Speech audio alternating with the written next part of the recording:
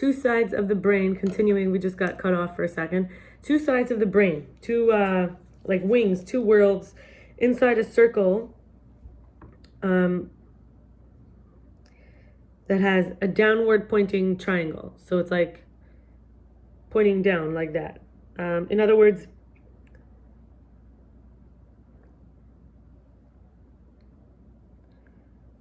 a circle, a downward pointing triangle, and then this. And it's because you have 2 points on the triangle that correspond to Chachma Bina, and then the bottom point, which is Das. And inside that, you have the two wings, kind of. It's contributing from the mother, from the father, it's really supernal mother, supernal father. It's related to the color indigo, or like a deep bluish, even a little bit of it's such a deep blue, you would even think there may be purple in it. Or some red, really, originally, kind of, but it's blue, very blue. The awareness of the benefits that are gained from transcending the purely physical world and opening ourselves up to intuitive sight, wisdom, allowing ourselves to tap into the limitless knowledge within can directly answer the questions that would have otherwise been what we look to others to answer for us. Trusting their higher sight. And when we think about this, in terms of how the chakras are similar to the sphirot. Sphirot are these sphirot actually means sphere. It's like a world in itself. It's a cycle, it's a circle, and it's a radiance. And chakra is a wheel of energy. So when it's moving too fast, now it's Chachma, it's Bina, and it's Das we talked about. Das is like a born, it's not automatically in it. It's a born one.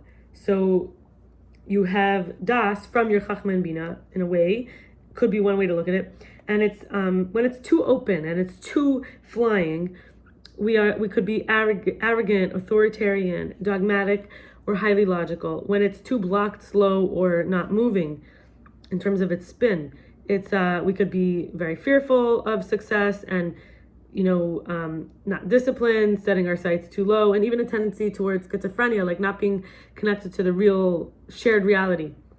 And when it's balanced and equilibrium in terms of its speed and its spin, we could be charismatic, many unusual phenomena, not attached to material things, and highly intuitive.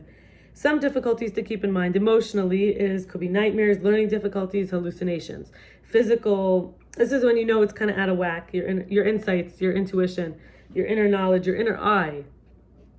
So remember, we said eye has to see with the light. So the Keter comes in as the light. The Das is considered to be, I spoke about this in previous video, but Keter shines in, it permeates. And then the Das is like the part of us that sees what is now illuminated. It takes a lot of bravery to see what's there. Sometimes the truth really hurts, or it's scary, right? Not scary, but it's uncomfortable. So physical issues can be glaucoma, poor vision, neurological disturbance, and headaches. There's associations. It's like a sacramental association, which is like an ordination, where now you could see, you've crossed that threshold. You can now see. And the gland is the pituitary gland. Thinking of the pituitary gland, you have the sort of the anterior and so there's like two parts of the pituitary gland. They have different functions. Okay, Google, what is the function of the pituitary gland? I would say it's a master gland. On the website veroneuro.org, they say, function of the pituitary gland. The pituitary gland is referred to as the master gland because it monitors and regulates many bodily functions. Yeah, it monitors many other glands. Including growth and sexual, reproductive development and function, glands, thyroid gland, adrenal glands, and gonads. To find out more, look for the link in your Google Home or Google Assistant. Okay, Google, what's the difference between the anterior and the posterior pituitary gland?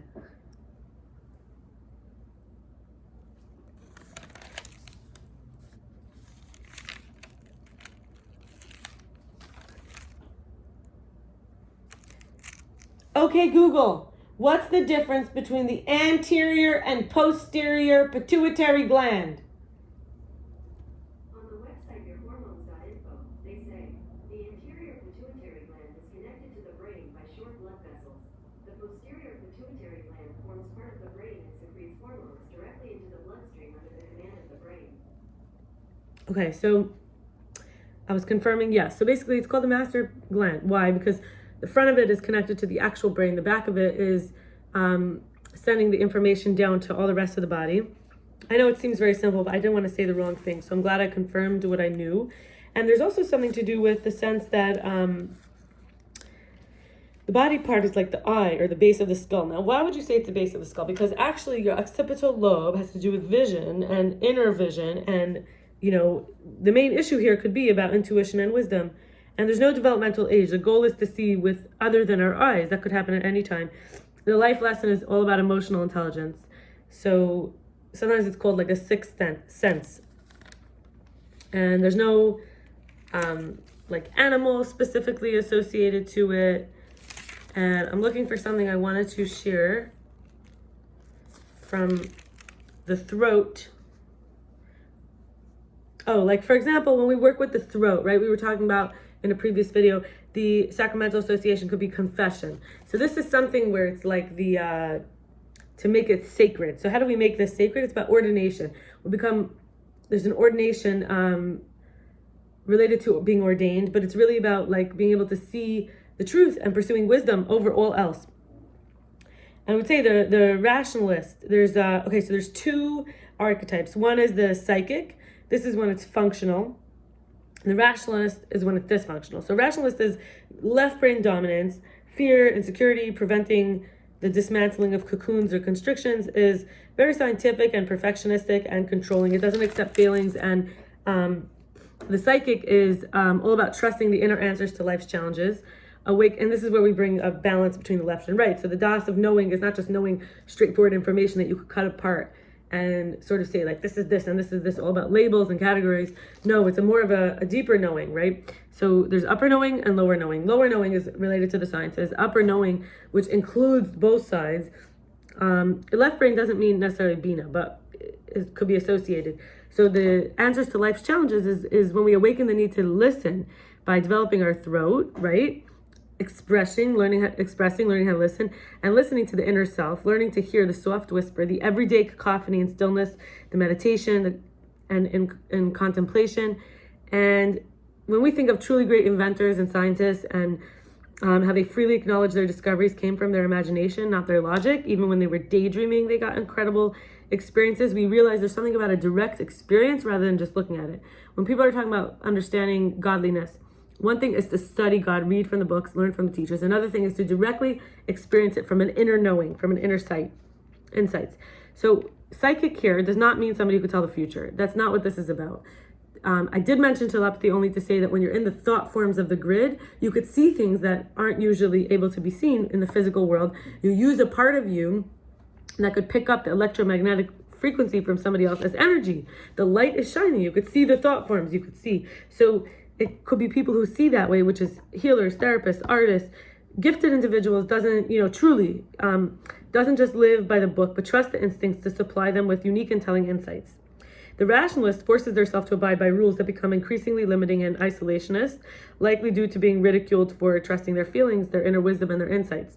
And perhaps in childhood, that was a safer way to over-intellectualize and even get stuck in a rut, in terms of rationalizing, theorizing.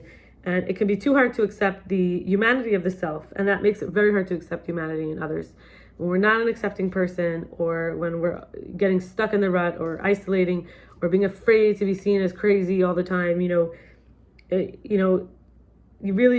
makes it hard to nurture the real version of, for thinking of being a parent, it makes it very hard to nurture our inner child or an actual, outside child, outside of ourself child, like if you're a parent, to be able to nurture the real version of the child that is experiencing life through their feelings, their information, sensations, and energy, whether they feel a void or fulfillment, and the images and meanings that come to them through their trust. And yeah, I guess we'll stop here, but there's a lot to contemplate about this, and it's worth it just to take some time and practice it, being in the quiet and listening and connecting with that version of the self, and really even in this part of the body, sort of like going in here. I'm gonna go now, but I hope to see you in our next video. Shavua Tov, have a good week. Bye.